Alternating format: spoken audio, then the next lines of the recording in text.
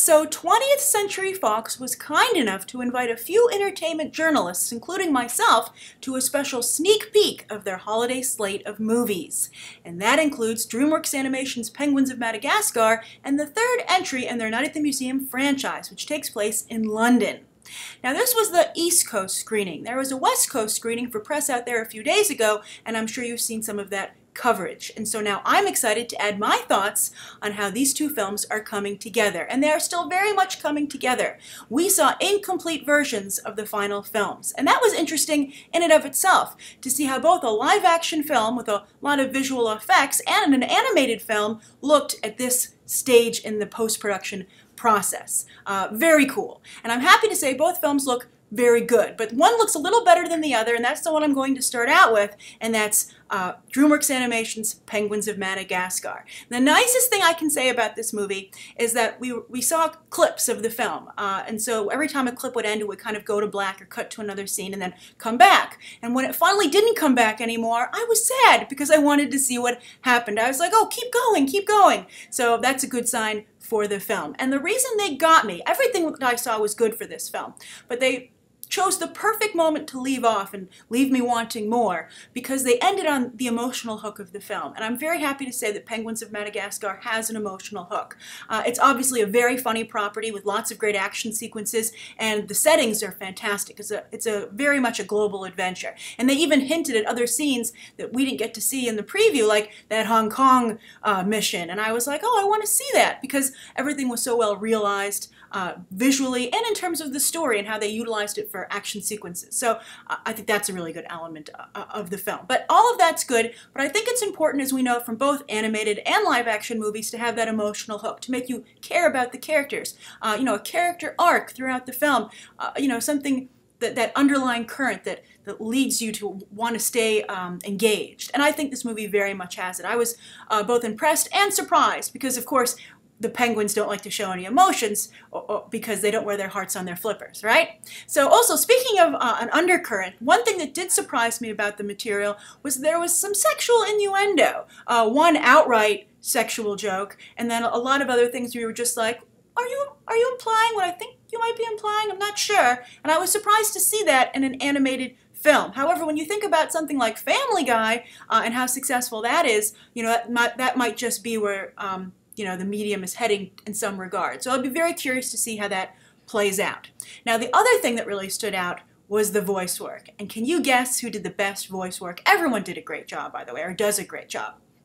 But the person who just absolutely blew me away was Mr. Benedict Cumberbatch. And clearly, he can do no wrong. I literally would listen to him read the phone book. And I also like that his voice, he changed it up a little bit. You know, he doesn't just sound like Smaug. He doesn't sound like Sherlock. He has kind of like this delightful British, like, children's storybook quality to his voice. You know, like, you should read storybooks to children, you know, in your spare time, Benedict. That would be a service to society. He just was very, very good. And you could see that he was taking, or you could hear that he was taking it very seriously. And I really appreciate that. I think that was really commendable. The whole voice cast seemed to be really taking the material seriously, and a lot of great inflection and tone in their voices. I thought that was fantastic. And, you know, of course, they've had some wonderful actors work in animation before with voice work, but these guys were just at 110%. They had a lot of jokes and action sequences and emotion to sell, and they were hitting it in every single category. So I was very impressed, and I see a bright future, at the very least, for Cumberbatch in the voiceover community. So that film looks very good, and something I definitely think you're going to want to check out for the holiday season. I think they have a very competitive entry here. All right, so let's move over to Night at the Museum 3. And the reason this didn't capture my attention quite as much as Penguins of Madagascar is that we saw less, and also it focused more on the introduction of new characters, so you didn't get that emotional hook that you got when you watched the Penguins of Madagascar preview. So it was kind of a selection of clips issue, and the clips were so far apart that, you know, it was just, you know, kind of seeing how the film was coming together in the barest of terms. So I think with this movie, we need to see a little bit more of it. But what I did see, the thing I liked the most was the new people they're adding to the story. I was very happy to see some of the new cast members, and I thought the clips that they chose to showcase them were very good. So you can see different priorities in the clips that were chosen. So who did they showcase? Well, they showcased Rebel Wilson, who's playing the UK security guard, and she was quite good. Ben Stiller is a very good comedian, tough to go up against, but I thought she made a good foil to him, and I would definitely want to see more of her in the movie. I hope she has more than just the scene that we saw. But there was a fantastic joke that Ben Stiller had when talking with her that actually made me laugh out loud. So that's always good, as you see in the, or as you'll see in the film. You weren't there with me at the preview. I'm so used to talking about things that we've seen together, but you know, there's an LOL joke, and I did indeed LOL. Of course, Owen Wilson and Steve Coogan are very, very good. They're, you know, our old favorites are all very good. You know, we know what to expect from them at this point, which is why I think the fresh faces are so important to keeping this franchise going in its third round. So Rebel Wilson, very, very funny. Dan Stevens, as you might recall, I thought he was a little underwhelming after you got over his incredible physical change in Walk Among the Tombstones, but I think this role as Lancelot, Sir Lancelot, is much more his speed. He also had to do some comedy, and I thought he was very good as well, and he made myself laugh out loud, LOL, and this time several other members in the audience as well, LOL to a number of his lines. He was very game. I think he really wants this to work out, his transition to Hollywood, and you can see that in his performance.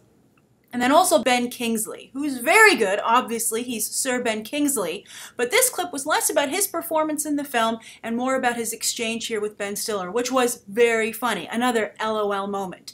And what I liked about it is because it was kind of like a different take on a popular joke, and actually at the same time a serious issue. There's always jokes made about slavery and how slaves were not happy. I mean, you see that, you know, humor used to embrace a difficult subject, and I think we're all familiar with that kind of comedic territory. But here, Ben Stiller took it and applied it to the Jewish slaves of the Egyptians back in the days of building the pyramid, where Ben Kingsley and his wife, the Queen, are saying, oh, they loved their Jewish slaves, they were so happy working for them, and Ben Stiller's like, no, actually they weren't, and I don't want to give away the entirety of the joke, but I thought that it was not only funny, but it addressed the same things that you see when talking about slavery in America. I thought it was a good way to not only to deal with the matter and, you know, make a joke about it and make people think about it, but you see the correlation there that you normally wouldn't. So I always love humor like that makes you laugh and think. So again, the film looks very, very solid the way it's coming together so far, but I can't speak really to the overall quality of it because the clips were so far apart and they focus more on the new characters and action sequences